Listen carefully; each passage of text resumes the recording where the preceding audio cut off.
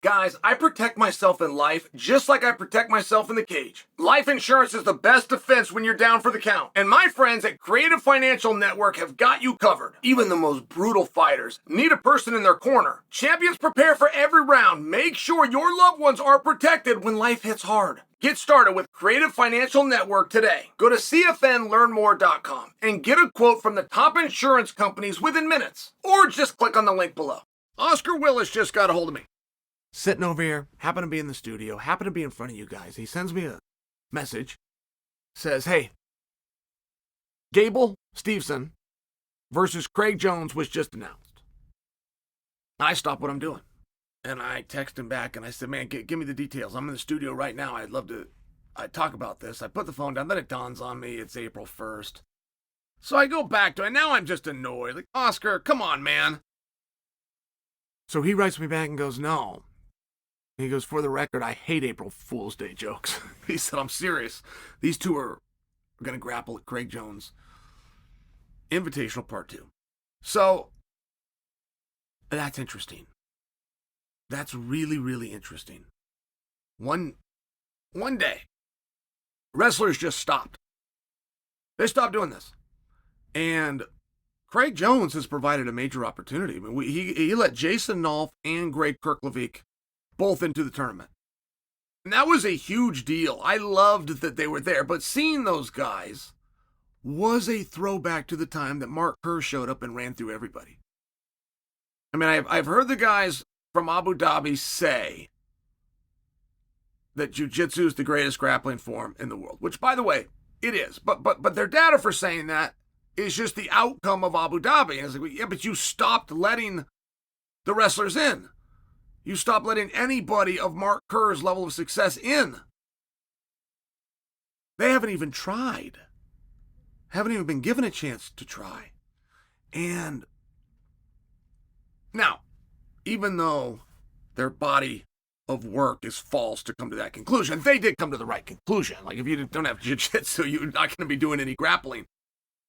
And I say that because what's going to happen with Gable Steveson versus Craig Jones? Now, what are the rules is the first thing we're going to have to know. And if it is a 10-point must system, as I believe Craig Jones is, that's a very hard match for Craig to win. I would go back as a body of work. Bo Nickel versus Gordon Ryan. Bo Nickel was a minute away from beating Gordon Ryan. And they did have an agreement in their match, and I can't remember what it was, but I believe it was no heel hooks. It might have even just been no, but I think it was only and specifically heel hooks. And it changed it just slightly, but I'm sharing for you. If Bo, being this dominant wrestler, could be 1 minute away from winning, very different styles, but Gable, with just how big he is, right? And Gable has played with this. I mean, it's an interesting match. I think you'd be safer to bet on Craig, but you couldn't just rule out Gable. And it's nice to see that Gable is doing something along these lines. I don't want him to waste time. Gable's at a very dangerous time in his life. And I could tell you the stories. I could go right through them. Some of you will even know some of the names of Bob Sapp, but there was even another time. Gary Albright, out of Nebraska, was over in Japan making all sorts of money, just like Bob Sapp. He was this big deal over there, whether he was to you guys or not. And the people loved him, and he was bringing in all sorts of money. And pretty soon it was all gone, but there was no legacy to go with it. I could not tell you guys one thing that Bob Sapp did, but you also couldn't tell me. And that's not a big insult, but that is very rare for somebody that made that kind of money and had that kind of stardom, that when the whole thing is done, we don't even know what it was. Was he a football player? Because he played a little bit of football. Was he a kickboxer? Because I saw him in K1. Was he MMA? Most of those looked like works. It's just one of these spots.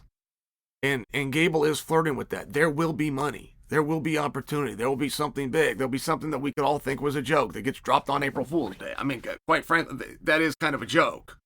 Gable versus Craig. That is kind of a joke. But if the money's right, right? I like jokes and I like money. I like sports. I got jokes, sports, and money. Like, there would be nothing wrong with doing it. I'm just sharing. Those opportunities aren't going to stop coming Gable's way anytime soon.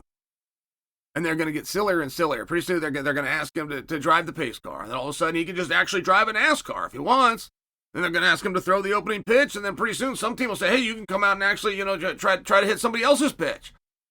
Like the silliness is not going to end until Gable makes it end. He's earned it. He's earned the right for some of these silly things. I'm just sharing with you, time will go on.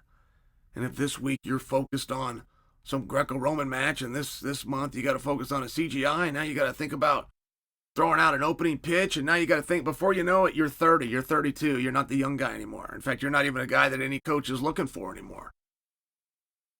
There's no gym anywhere in the world for any sport that a 32-year-old could walk in and have a coach get excited about. No sport anywhere. Not even chess, if you consider that a sport. There is nowhere in the world a 32-year-old can come forward and somebody wants to become that person's mentor. And by the way, I'm complimenting Gable right now. I like what Gable's doing. I like if he's doing that for the beginning of a transition into...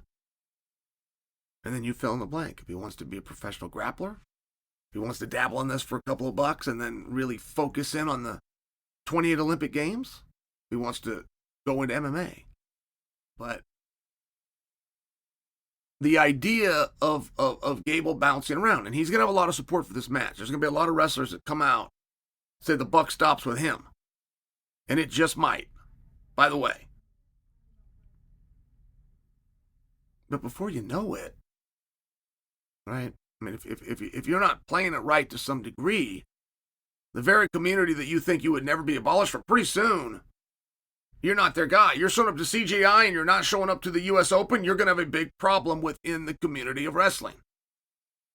It's a simple point. It's a good problem to have. I love that Gable's doing this. I love that Craig has put this out on April Fool's Day. Craig's awesome. But I'd love to hear from you. Where do you guys see that match going? Gable Steveson from now till August 25th when the match is.